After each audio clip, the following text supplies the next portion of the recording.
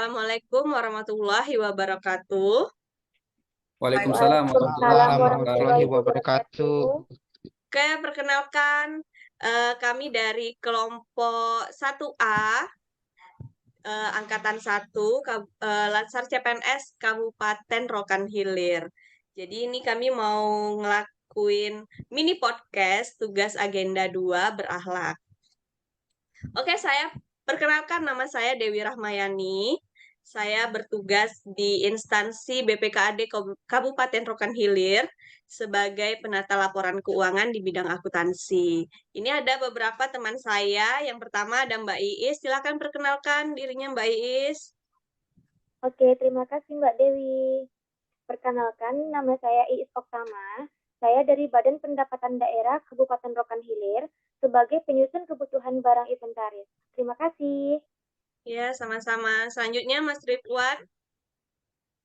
Baik, terima kasih Mbak Dewi. Perkenalkan, nama saya Ridwan Situmorang. Saya berasal dari instansi sekretariat daerah, tepatnya di bagian hukum, dengan menjabat sebagai penyusun bahan penyuluhan hukum. Terima kasih, Mbak. Ya, sama-sama Mbak Sri. Oke, selamat siang. Perkenalkan, nama saya Tunggu Sri Handayani. Jabatan saya adalah penyuluh bencana di Badan Penanggulangan Bencana Daerah Kabupaten Rokan Hilir. Terima kasih. Iya, Mas Fitra. Hai teman-teman semua, perkenalkan nama saya Fitra Irawan, instansi Dinas Penanaman Modal dan Pelayanan Terpadu Satu Pintu, untuk jabatannya pemeriksa penanaman modal. Terima kasih Mbak. Oke, makasih semuanya. Itulah perkenalan kami. Jadi, judul podcast kita hari ini tuh berakhlak untuk Indonesia lebih maju. Jadi pastinya teman-teman semua udah nggak asing lagi ya sebagai ASN ini dengan kata-kata berakhlak. Menurut teman-teman nih, Mbak Iis deh, apa sih berakhlak itu? Berakhlak itu merupakan core values dari ASN yang mana singkatan dari berorientasi pelayanan, akuntabel, kompeten, harmonis, loyal, adaptif, dan kolaboratif. Seperti itu Mbak Dewi. Oke, makasih. Jadi berakhlak itu singkatan ya dari berorientasi pelayanan, akuntabel, kompeten, harmonis, loyal, adaptif, dan kolaboratif. Jadi berakhlak itu ibaratnya pengikat kita dalam berperilaku di kehidupan sehari-hari, terutama dalam pekerjaan ya. Oke, jadi aku mau bahas nih, ada artikel tentang Telkom yang jadi juara satu, juara umum The Best of Akhlak Award di tahun 2022. Menurut kalian pantas nggak sih Telkom itu dapat award Pantas ya. Pantas. Pantas, ya? sangat Oke. pantas. Kalau dari segi berorientasi pelayanan dalam bentuk implementasinya, gimana nih Mbak Sri? Menurut Mbak Sri? Menurut pengetahuan saya, PT Telkom itu pelayanannya cukup bagus ya. Nah, jadi itu terlihat dari pelayanan yang mereka berikan itu kan namanya adalah pelayanan berbasis pelanggan atau customer facing unit. Nah, jadi kenapa mereka itu buat suatu pelayanan yang sifatnya berbasis pada customer? Tujuannya adalah agar mereka itu bisa lebih dekat sama customernya, kemudian juga bisa lebih tahu apa sebenarnya menjadi kebutuhan customer, sehingga nanti kedepannya mereka mudah untuk memenuhi kebutuhan itu, gitu. Kira-kira seperti itu, Mbak. Oke, makasih Mbak Sri tanggapannya. Kalau Mas Ridwan nih gimana? Nah, kalau tanggapannya dari saya mengenai implementasi orientasi pelayanan yang diberikan oleh Telkom Indonesia, itu seperti pelayanan customer facing unit ya, yang di mana itu adalah memberikan kemudahan kepada pelanggan untuk menyampaikan seperti apresiasinya atau seperti hak pelanggangnya dan media kontaknya yang dimilikinya. Jadi mereka seperti pihak Telkom Indonesia membuka customer service di daerah-daerah atau di unit-unit yang ada di Indonesia. Mungkin itulah seperti bentuk pelayanan mereka dari Telkom Indonesia. Mungkin seperti itu, Mbak. Terima Makasih. kasih. Ya, sama-sama Mas. Berarti ini Telkom sudah memberikan layanan yang prima ya di Indonesia. Harapannya semoga di tahun-tahun berikutnya Telkom bisa lebih meningkatkan lagi kinerjanya sehingga Telkom bisa semakin dipercaya di Indonesia. Lanjut nih akuntabel. Kalau akuntabel kan itu segi mempertanggungjawabkan ya kinerjanya. Ditunjukkan dari segi apa sih Mas Fitra? Ya, baik, makasih Mbak Dewi. Kalau akuntabel itu implementasinya pada perusahaan Telkom ini, itu yang saya ketahui yang pertama dari GCG, Good Corporate Governance. Artinya tata kelola perusahaan Telkom itu sendiri sudah sangat baik dengan pemegang saham maupun dengan penggunanya. Dalam hal ini masyarakat. Dan yang kedua, sama-sama kita ketahui bahwa Telkom itu dia telah hadir di bursa saham, dan perlu kita ketahui bersama saham Telkom itu setiap tahunnya meningkat, dan untuk harga terakhir kemarin itu sekitar 397.000 harga satu sahamnya. Itu ya Mbak ya kalau untuk akuntabelnya. Jadi Telkom ini dia tidak hanya komitmen untuk akuntabel, tapi juga konsisten menerapkan implementasi akuntabelnya. Oke, makasih Mas Fitra. Lanjut ya, kalau kompetensi setahu saya, aku pernah baca di artikel ya. Memang mereka ini kompeten, mereka punya program kewirausahaan, di mana mereka membina UMKM untuk mencetak pelaku usaha unggulan yang berhasil dalam ekspansi bisnis.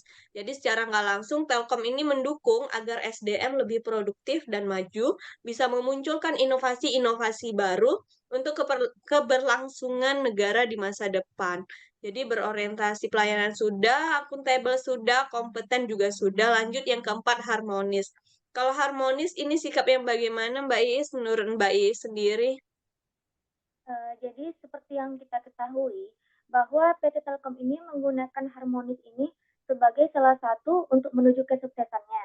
Di mana harmonis ini adalah keadaan di mana suatu individu yang telah bisa hidup bersama dengan selaras dan serasi terlepas dari perbedaan yang ada di dalamnya. Kemudian implementasi dari harmonis ini yang ada di PT Telkom itu seperti membangun lingkungan kerja yang kondusif, berpikir positif, meskipun para karyawan memiliki latar belakang budaya yang berbeda. Kemudian para karyawan ini suka menolong orang lain selama tidak bertentangan dengan SOP perusahaan.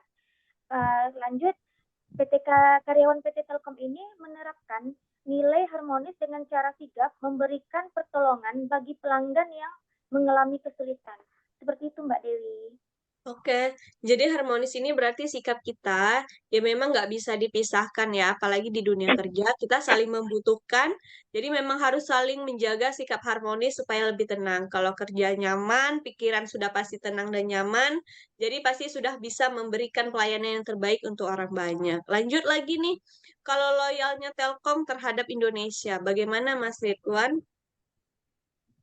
Kalau dibicarakan tentang loyal ya, pada Telkom Indonesia juga telah menanamkan nilai loyalnya kepada para pegawainya atau karyawannya agar senantiasa menjaga nama baik perusahaan dengan cara Telkom memberikan dedikasi tanpa pamrih ya, yang tidak mengumbarkan kekurangan perusahaannya di media sosial. Selain itu juga PT Telkom Indonesia berkomitmen dalam hal data ekosistem digital, yang dimana data ekosistem digital itu mengelompokkan seluruh data dalam satu tempat atau yang disebut dengan data center, tapi juga tetap berkomitmen menjaga terhubungnya atau tersambungnya konektivitas dengan mengedepankan digitalisasi yang sehat. Mungkin itu, Mbak. Oke, makasih Mas. Nah, Mbak Sri, kalau adaptif nih dari Telkom, bagaimana implementasinya, Mbak? Baik Mbak, seperti yang kita ketahui ya, bahwa teknologi komunikasi di Indonesia khususnya itu kan sudah mengalami perubahan dari masa ke masa, dari fase ke fase. Nah, kayak seperti yang pernah kita sama-sama alami mungkin ya, dulu kita menggunakan telepon yang ada kabelnya, sekarang kita sudah menggunakan telepon seluler. Nah, menanggapi perubahan zaman atau perkembangan teknologi seperti itu, PT Telkom itu berusaha untuk beradaptasi atau menyesuaikan diri salah satunya dengan meluncurkan produk-produk yang bisa mendukung kecanggihan teknologi zaman sekarang. Nah ya, salah satu contohnya misalkan dengan meluncurkan produk IndiHome ya, yang bisa menunjang kinerja kita, terutama yang menggunakan akses internet. Nah, kira-kira seperti itu. Oke, makasih Mbak Sri. Kalau Mas Fitra ini bagaimana kolaboratif Telkom terhadap Indonesia? Ya, berbicara kolaboratif ya Mbak ya. Sekelas PT Telkom itu tidak mungkin tidak memiliki implementasi berakhlak yang kolaboratif.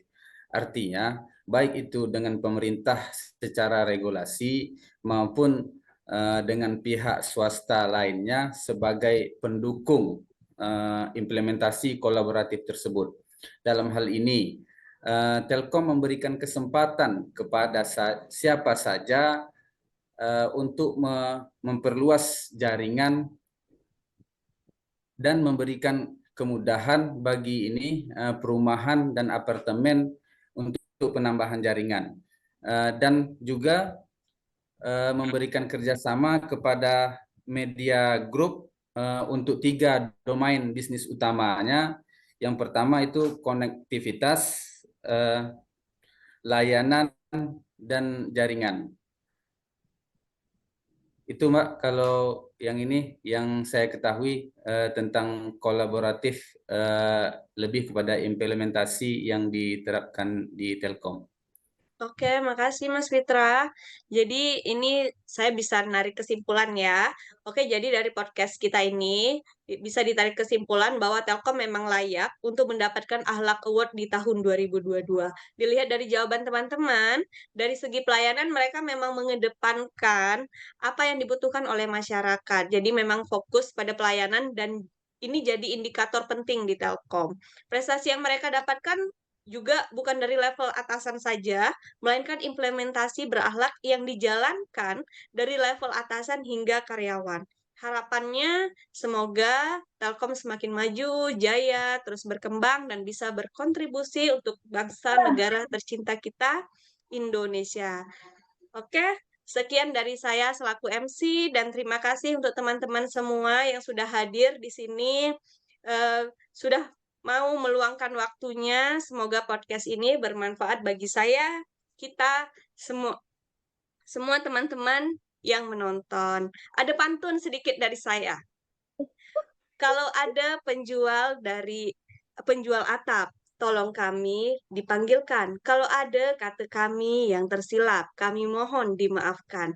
Assalamualaikum warahmatullahi wabarakatuh.